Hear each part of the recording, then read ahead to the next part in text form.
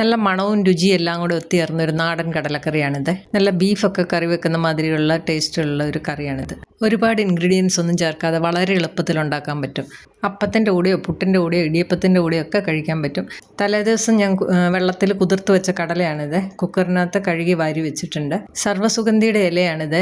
ഈ ഇല കയ്യിൽ കിട്ടിയപ്പോൾ ഞാൻ വിചാരിച്ചു കടലക്കറി വെക്കാമെന്ന്. സർവ്വസുഗന്ധിയുടെ ഇല ഇട്ടാൽ നല്ലൊരു ടേസ്റ്റാണ് കേട്ടോ. ഒരു കഷ്ണം പട്ടയും കൂടെ ഇട്ട് കൊടുത്തിട്ടുണ്ട്. ഇടണം നിർബന്ധമില്ല, ഉണ്ടെങ്കിൽ ഇട്ടാൽ മതി. പട്ടയുടെ കഷ്ണം എന്തായാലും ഇട്ടോ കേട്ടോ. ഇനി കുക്കർ അടച്ചു വെച്ച് കടല നന്നായിട്ട് വേവിച്ചെടുക്കാം. കടല വേവിക്കാൻ വയ്ക്കുമ്പോൾ ഞാൻ വിസിലടുപ്പിക്കാറില്ല. വിസിൽ വരാറാകുമ്പോൾ തീ കുറച്ച് വയ്ക്കും. ഇനി ഞാനിവിടെ എടുത്തിരിക്കുന്നത് 2 ചെറിയ സവോള, പഴുപ്പ് കുറഞ്ഞ ഒരു തക്കാളി, കുറച്ച് ഇഞ്ചി, കുറച്ച് വെളുത്തുള്ളി, ഇതെല്ലാം കൂടി എടുത്തിട്ടുണ്ട്. ഒരു ചീനച്ചട്ടിയിലേക്ക് ഇട്ട് കൊടുക്കുക. എണ്ണയൊന്നും ഒഴിക്കണ്ട, റഫായിട്ട് അരിഞ്ഞിട്ടാൽ മതി, തീരെ ചെറുതാക്കണ്ട. ഇനി ഇതിലേക്ക് ഞാൻ 1 തവി തേങ്ങയാണ് ചേർത്ത് കൊടുക്കുന്നത്. അധികം തേങ്ങയുടെ ആവശ്യമില്ല ഇങ്ങനെ വയ്ക്കുമ്പോഴത്തേക്കും. ഇനി ഇതിലേക്ക് ചേർക്കുന്നത് മുളകാണ്. എരിവിനനുസരിച്ച് മുളക് ചേർത്ത് കൊടുക്കുക. ഇവിടെ ഞാനൊരു 4 മുളകാണ് ചേർത്ത് കൊടുക്കുന്നത്. നല്ല എരിവുള്ള മുളകാണിത്. അരയ്ക്കുന്ന സമയത്ത് ഇത്രയും മുളക് വേണ്ടെങ്കിൽ ഞാൻ എടുത്ത് മാറ്റി വെച്ചിട്ടേ അരയ്ക്കുകയുള്ളൂ. പച്ചമല്ലി ഉണ്ടെങ്കിൽ ഈ സമയത്ത് ഒരു 1.5 ടീസ്പൂൺ പച്ചമല്ലി ചേർത്ത് കൊടുക്കാം. എൻ്റെ അടുത്ത് പൊടിയാണുള്ളത്, അതുകൊണ്ട് ഞാൻ ലാസ്റ്റ് ചേർക്കുന്നുള്ളൂ. അരപ്പിലേക്ക് വേണ്ട ഉപ്പും കൂടെ ചേർത്ത് കൊടുക്കുന്നുണ്ട്. ഇത് ഒരുപാട് സമയം വഴറ്റണ്ട, ചെറുതായിട്ടൊന്ന് കളർ മാറിയാൽ മതി. ഏകദേശം ഒരു 2 മിനിറ്റൊക്കെ ഒന്ന് വഴറ്റിയാൽ മതി, ഒന്ന് വാടി കിട്ടിയാൽ മതിയേ. ഇതിപ്പോൾ ആയിട്ടുണ്ട്, ഇതുപോലെ ഒന്നാക്കി കിട്ടിയാൽ മതി. ഇനി ഫ്ലെയിം ഓഫ് ചെയ്ത് കൊടുക്കാം. ഇനി ഇതിനകത്തേക്ക് ചേർക്കേണ്ടത് മല്ലിപ്പൊടിയാണ്. ഒരു 1.5 ടീസ്പൂൺ മല്ലിപ്പൊടി ചേർത്ത് കൊടുക്കാം. അതേപോലെ തന്നെ കളറിന് വേണ്ടിയിട്ട് അല്പം കാശ്മീരി ചില്ലിയും കൂടെ ചേർക്കുന്നുണ്ട്. ഇനി ഇതെല്ലാം കൂടെ ഒന്ന് ഇളക്കി വെച്ച് തണുത്ത് കഴിയുമ്പം അത് മിക്സിയുടെ ജാറിലിട്ടൊന്ന് അടിച്ചെടുക്കാം. നല്ലപോലെ അരച്ചെടുക്കണം. പൊടികളെല്ലാം ചൂടായി കിട്ടാനായിട്ട് ഈ ഒരു ചൂട് മതിയേ. ഈ ചൂട് ഇട്ടൊന്ന് ഇളക്കിയാൽ മതി. ഇനി ഇതിരുന്നൊന്ന് തണുക്കട്ടെ.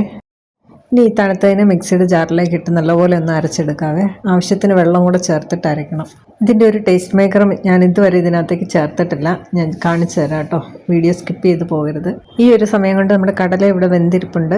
ഇതിനകത്തുനിന്ന് പട്ടയുടെ കഷ്ണമോ ഇലയൊക്കെ എടുത്തങ്ങ് മാറ്റാം. ഇതൊരു 4-5 പേർക്ക് കഴിക്കാനുള്ള രീതിയിലാണ് ഞാൻ ഉണ്ടാക്കുന്നത്. ഇനിയിപ്പോൾ അരച്ച് വെച്ച അരപ്പ് ഒരു ചീനച്ചട്ടിയിലേക്ക് ഒഴിച്ചു കൊടുക്കാം. അതിനകത്ത് എണ്ണയൊന്നും ചേർക്കണ്ട. ഇനി ഇതിൽ കിടന്ന് ഈ അരപ്പൊന്ന് തിളച്ച് വരുമ്പോഴത്തേക്ക് ഇതിലേക്ക് 1-2 പൊടികളൂടെ ചേർത്ത് കൊടുക്കണം. മഞ്ഞൾപ്പൊടി നമ്മൾ ഇതുവരെ ചേർത്തിട്ടില്ല, അപ്പോൾ ഒരു 1/2 ടീസ്പൂൺ മഞ്ഞൾപ്പൊടി ചേർക്കാം. ഇനി ഞാൻ ചേർക്കാൻ പോണ ഒരു പൊടിയുണ്ട്, അതാണ് ഇതിൻ്റെ ഏറ്റവും ബെസ്റ്റ് ടേസ്റ്റ് മേക്കർ. മീറ്റ് ഉലർത്ത മസാല. സാധാരണ ഞാൻ ചേർക്കുന്നത് മീറ്റ് മസാലയാണ്, അല്ലെങ്കിൽ ചിക്കൻ മസാല ചേർക്കാറുണ്ട്. അതിൻ്റെ ഒന്നും ടേസ്റ്റ് അല്ല, ഇതിന് ഡിഫറെൻ്റ് ആയിട്ടുള്ള ഒരു ടേസ്റ്റാണ്. ബീഫൊക്കെ ഉലർത്തിയെടുക്കുമ്പോഴത്തേക്ക് നല്ലൊരു സ്മെല്ല് വരില്ലേ അതിനകത്ത് മസാല ചേർക്കുമ്പോൾ? ആ ഒരു സ്മെല്ലും ടേസ്റ്റും ഒക്കെയാണ് ഇതിന്. അപ്പോൾ ഈ ഒരു കറിയുടെ ടേസ്റ്റ് കിട്ടണമെങ്കിൽ ഈ മീറ്റ് ഉലർത്ത മസാല തന്നെ എടുക്കണം കേട്ടോ. ഏത് കമ്പനിയുടെ ആയാലും കുഴപ്പമില്ല. അപ്പോൾ ഈ മസാല എന്ന് ഇത് കിടന്നൊന്ന് ചൂടാവട്ടെ. ഇതിലേക്ക് തേങ്ങാക്കൊത്തൊക്കെ ഇടാൻ ഇഷ്ടമുള്ളവർ കടല വേവിക്കുന്ന സമയത്ത് തന്നെ കുറച്ച് തേങ്ങാക്കൊത്തൊക്കെ ഇടാം. സാധാരണ നമ്മൾ വീട്ടിലുണ്ടാക്കുമ്പോൾ എളുപ്പത്തിൽ ചെയ്യുന്ന കറിയാകുമ്പോൾ അതിനകത്ത് തേങ്ങാക്കൊത്തൊന്നും ചേർക്കാറില്ലല്ലോ. ഇതിപ്പോൾ മസാല ചൂടായിട്ടുണ്ട്. ഇനി ഇതിലേക്ക് കടല വേവിച്ചതിട്ട് കൊടുക്കാം. കടല വെള്ളത്തോടു കൂടി ആദ്യം ചേർക്കണ്ട, കടല തന്നെ എടുത്തിട്ട് കൊടുത്ത് ആ മസാലയൊക്കെ കടലയിലൊന്ന് പിടിക്കുന്നിടം വരെ ഒന്ന് കിടക്കട്ടെ. മസാലയ്ക്കകത്ത് മാത്രമേ നമ്മൾ ഉപ്പിട്ട് കൊടുത്തിട്ടുള്ളായിരുന്നു, കടലയ്ക്ക് ഉപ്പിട്ട് അല്ല വേവിച്ചത്. അപ്പോൾ അതിനുള്ള ഉപ്പും കൂടെ ചേർത്ത് കൊടുക്കാം. ഇങ്ങനെ വരട്ടുമ്പോൾ എന്താ സുഗന്ധം, ശരിക്കും കൊതു പിടിപ്പിക്കും.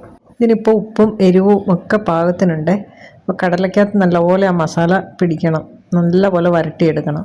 ഇതിനകത്ത് വെള്ളം ചേർക്കാതെ ഇതുപോലെ ഡ്രൈ ആക്കി കഴിക്കാൻ ഇഷ്ടമുള്ളവർക്കും ഇത് നല്ല ടേസ്റ്റ് ആയിരിക്കും കേട്ടോ. അങ്ങനെയുള്ളപ്പോൾ കുറച്ച് തേങ്ങാക്കൊത്തൊക്കെ ചേർത്ത് കൊടുക്കാവേ. ഇനിയിപ്പോൾ ഞാൻ ഇതിലേക്ക് ആവശ്യത്തിനുള്ള വെള്ളം ചേർത്ത് കൊടുക്കാൻ പോവാണ്. കടല വേവിച്ചതിൻ്റെ ബാക്കി വെള്ളം ഞാൻ മിക്സിയുടെ ജാറിലേക്ക് ഒഴിച്ചു കൊടുത്തിട്ടുണ്ടായിരുന്നേ. അപ്പോൾ അരപ്പിൻ്റെ ഇതെല്ലാം കൂടെ മിക്സ് ചെയ്ത വെള്ളം ആദ്യം ഒഴിച്ചത്. വെള്ളം വേണമെങ്കിൽ ഇനിയും കുറച്ചും കൂടെ ചേർത്ത് കൊടുക്കാം. അപ്പം ഞാനിത് അപ്പത്തിൻ്റെ കൂടെ കഴിക്കാൻ വേണ്ടിയിട്ടാണ് ഇത് ഉണ്ടാക്കിയേക്കുന്നത്. കറി ഇരിക്കും തോറും കുറച്ചൊന്ന് കുറുകി വരുവേ, അതനുസരിച്ച് ചാറ് കൂടുതൽ ചേർത്തോണം. ഞാനിവിടെ വറുത്തപ്പം എടുത്തിരുന്ന 4 മുളകിൽ 2 മുളക് മാത്രമേ ഞാൻ അരച്ചിട്ടുണ്ടായിരുന്നുള്ളേ. അതുകൊണ്ട് തന്നെ നല്ല എരിവുണ്ട്. 2 മുളക് ഞാൻ മാറ്റി വെച്ചിട്ടുണ്ട്. പിന്നെ നമ്മൾ മസാല ചേർക്കുമ്പോൾ അതിനകത്തും എരിവുണ്ടല്ലോ, അപ്പോൾ ആ എരിവൊക്കെ ആയപ്പോഴത്തേക്കും ധാരാളമായി. ഇനി ഒരു ചീനച്ചട്ടി വെച്ച് നമുക്കൊന്ന് താളിച്ചും കൂടെ ഒഴിക്കാം. അപ്പം അതിനകത്തേക്ക് ഞാൻ വെളിച്ചെണ്ണ ഒഴിച്ച് കൊടുത്തിട്ടുണ്ട്, കടുകിട്ട് പൊട്ടിച്ചു. ഇനി ഇതിലേക്ക് ഉള്ളി അരിഞ്ഞ് വെച്ചിട്ടുണ്ട്, അത് ചേർത്ത് കൊടുക്കുക. കറിവേപ്പില ഉണ്ടെങ്കിൽ സവോള വഴറ്റുന്ന സമയത്തും ചേർക്കാം, ഇതുപോലെ താളിക്കുന്ന സമയത്തും ചേർക്കാവേ. എൻ്റെ അടുത്ത് കറിവേപ്പില ഇല്ലെന്ന്, അപ്പം ഞാൻ ഉള്ളി മാത്രമാണ് ചേർക്കുന്നത്. ഇനി 2 വറ്റൽമുളകും കൂടെ ഇടുന്നുണ്ട്.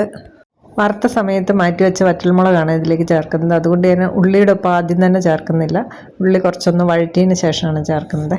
ഉള്ളിയൊക്കെ മൂത്തിട്ടുണ്ട്. ഇനിയിപ്പം നമുക്കിത് കറിയിലേക്ക് ചേർത്ത് കൊടുക്കാം. ഈ ഒരു കറിയുടെ ടേസ്റ്റ് ഞാൻ പറഞ്ഞാൽ നിങ്ങൾക്ക് മനസ്സിലാവില്ല. ഇതൊരു പ്രാവശ്യം ഉണ്ടാക്കി ഒന്ന് കഴിച്ച് നോക്കുക, എന്നിട്ട് നിങ്ങൾ അഭിപ്രായം പറയണം കേട്ടോ. അപ്പം വീഡിയോ ഇഷ്ടപ്പെട്ടിട്ടുണ്ടെങ്കിൽ ചാനലൊന്ന് ലൈക്ക് ചെയ്യാനും സബ്സ്ക്രൈബ് ചെയ്യാനും കൂടെ മറക്കരുത്. ഇതുപോലുള്ള കറികളൊക്കെ ഇഷ്ടപ്പെടുന്നവർക്ക് ചാനലിൻ്റെ ലിങ്കും കൂടെ ഒന്ന് ഷെയർ ചെയ്ത് കൊടുക്കണേ. ഇനി ഇതിൻ്റെ കൂടെ ഞാൻ ഉണ്ടാക്കാൻ പോണത് അപ്പമാണ്. അപ്പോൾ അപ്പത്തിന് അരച്ച് വെച്ചിട്ടുണ്ട്, നല്ലപോലെ പുളിച്ച് പൊങ്ങി വന്നിട്ടുണ്ട്. ഇനി ഇത് വെച്ച് നല്ല വല പോലത്തെ അപ്പം ഉണ്ടാക്കുന്ന കൂടെ കാണിച്ചു തരാം. ചെറിയ തവി ആയതുകൊണ്ട് 2 തവി മാവ് ഒഴിക്കുന്നുണ്ട്. ഇതുപോലെ ഒന്ന് ചുറ്റിച്ചെടുത്ത് നല്ല ക്രിസ്പി ആയിട്ടുള്ള അപ്പമാണ് ഉണ്ടാക്കുന്നത്. ഈ ഒരു അപ്പത്തിൻ്റെ ബാറ്റർ റെഡിയാക്കുന്നതിൻ്റെ റെസിപ്പി ഞാൻ അടുത്ത വീഡിയോ ആയിട്ട് അപ്ലോഡ് ചെയ്യുന്നുണ്ട്. അപ്പം ഇതുപോലെ മൊരിഞ്ഞ് കിട്ടണം. ഇവിടെ എല്ലാവർക്കും ഇതാണ് ഇഷ്ടം, നല്ല ക്രിസ്പി ആയിട്ടിരിക്കുന്ന അപ്പം. നല്ല സോഫ്റ്റാണ്, നല്ല ടേസ്റ്റിയാണ്. അപ്പം പുതിയൊരു വീഡിയോയുമായി വീണ്ടും കാണാം. താങ്ക്